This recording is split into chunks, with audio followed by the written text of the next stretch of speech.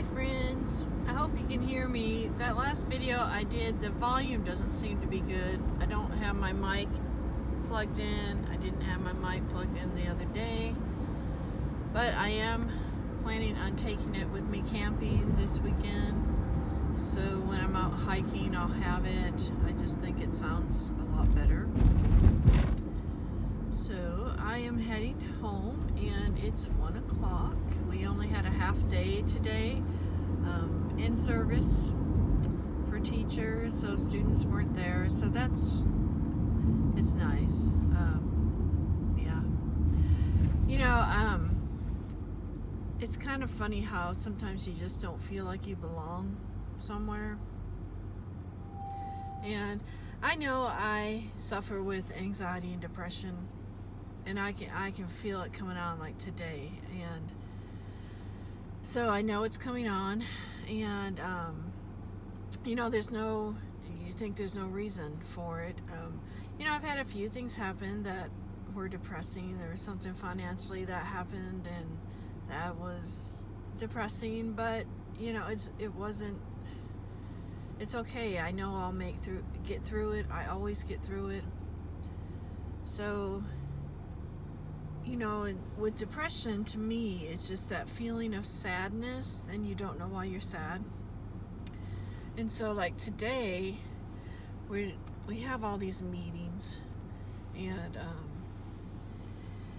you know, they want you to.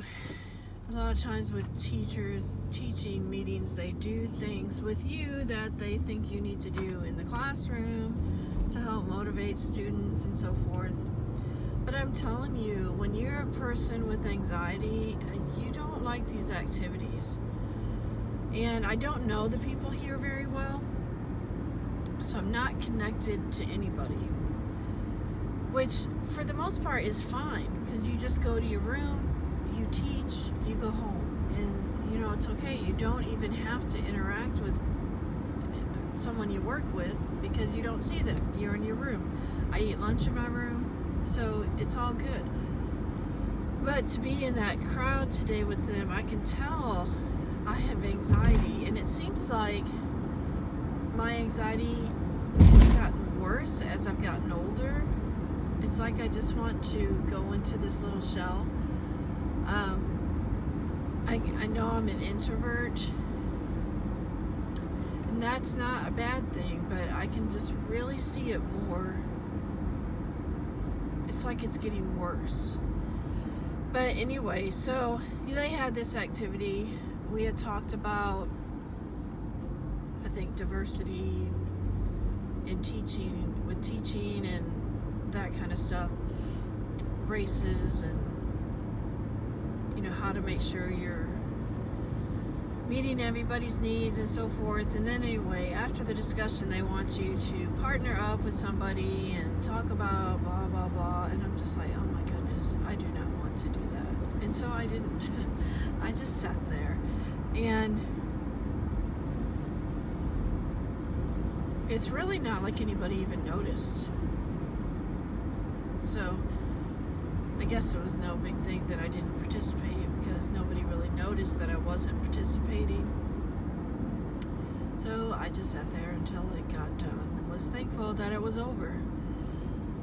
So anyway, so I'm heading home, so thankful for that. I had thought about working and doing food delivery, but with how I'm feeling right now, I think I'm just going to go home and be with my dogs and just spend time at home.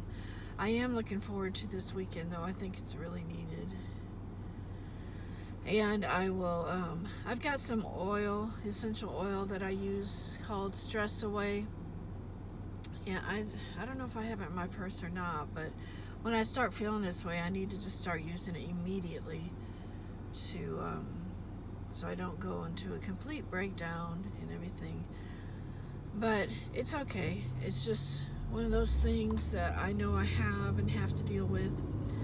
I know it runs genetically in my family. I have siblings who have suffered with anxiety and depression.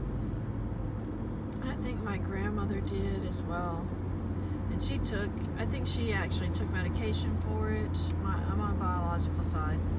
And I had a brother who took medication for many years, and he quit taking it and ended up committing suicide in his 50s. And so I know it's real. It's not something that, people, you should shrug your shoulders at, I guess. Because when you talk about anxiety, people, oh, you just need to get over it. Well, you know what? Sometimes we don't know how to do that. And I think that's what it is. When you're feeling anxious, how do you get over it? And how do you push yourself to get over it? And so, it's like going camping by myself. There is a fear in that. And I don't know if it's just a fear of being by myself. No, it's not that fear, because I enjoy being by myself, so I enjoy that. But there is a little anxiety to it. I think you feel safer in numbers. You feel safer if there's somebody there, even if they're not sleeping in the same tent or your van. They're there, to call on. So, to overcome that, I'm just doing it. And I think a lot of times with some anxiety, that's what you do. You just push yourself to do it. But some people don't have the strength to do that. And when you feel sadness coming on, at least for me, you can't just shut it off. And I wish I could. I really wish I could. You just want to shut it off and be happy or whatever. And you really don't even know why you're sad. So, and that's just confusing, But, yeah. And you'd like to think, well, it's, as far as being female and a woman, I could say, well, maybe it's because of hormones and stuff like that. Well, I don't even have that stuff anymore, so it could still be hormones, but it's not like a monthly thing, like PMS or any of that stuff, because I don't have that anymore. So anyway, I think for me, I'm aware that it's there. It doesn't happen a lot. And I think what triggered it today was these meetings and being around people in a big crowd type of thing, and just not really enjoying that situation. I just do better by myself in my classroom. And even then, I'd rather not be there either. I just would rather be out in nature. And so that tells me that I really need to keep working on my goals so I can get out and hopefully work at a campground and just kind of move around that way, because I will have to make money. But without big rent payments and everything, I think I could make it. I'd have to be an activities director. I would really like that, because I'm crafty and everything, so that would bring me a lot of joy, is being an activities director. And I've thought about doing something like that at a nursing home, but I wouldn't be able to travel with that. So if I could find a campground where I could be an activities director and just move place to place with that, that would be fun. I would have a good time with that. And I'd be able to be outside, but I would definitely have to make a salary and have my campsite. So, yeah. But anyway, goals, and hopefully that's going to happen for me. And so just wanted to share that. I hope if you have depression or anxiety, you realize that you're not alone and that we can make it, we can get through it, and it's not the end of the world, but it's just one of those things. So I may go home and get my dogs, maybe sit and watch. One of my favorite movies is Because of Winn-Dixie, about that dog. So maybe I'll watch that movie this afternoon. And then I'm going to make tacos for tonight. I got stuff for tacos, and my week really starts tomorrow in my eyes, because then I'll have all my classes, go through my schedule of 4 days, and then I'll be camping. It is going to be very cold Friday. They bumped the temperature back up to 26 for the low Friday night, and so, but it's going to be in the 40s when I arrive Friday afternoon. So I don't know if, as far as setting up my shelter, if I'm going to do that, or if I'm just gonna, I don't know. I'll just have to see, and I don't know how dark it is going to be at 4 either.